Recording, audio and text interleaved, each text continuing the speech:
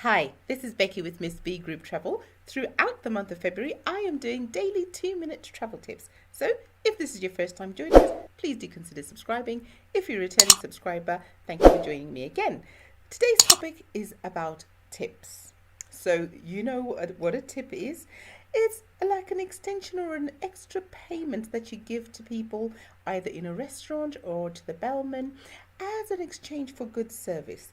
Yes, they do get paid by their establishment, but sometimes it's nice to show a little bit of appreciation over and above.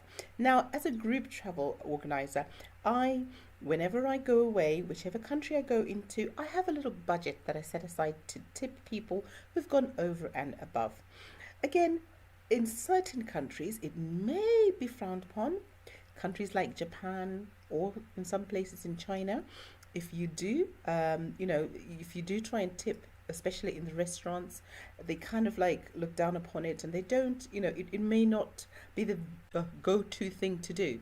However, in countries like America, the gratuity is actually something that is, it's a I would say a custom. I'm not sure whether it's a nationwide custom, and you're expected to tip.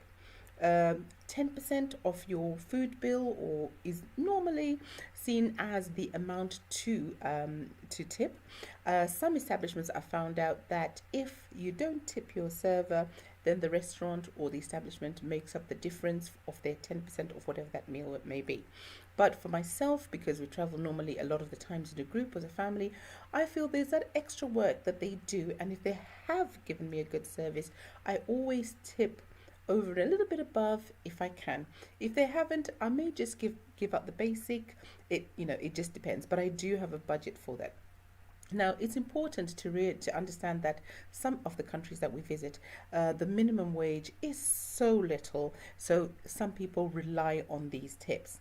If they're carrying your bags and you feel that somebody has done an extra good job for you, why not reach out, have a separate little budget, whether it's for the whole of your holiday, convert your £10 into the local currency if you can, so that you can tip some of the stuff as you go along.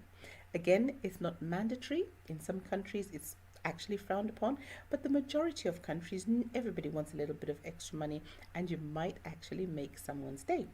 Benefits of next time they see you, they'll be more than happy to serve you, especially if it's in the case of the hotel.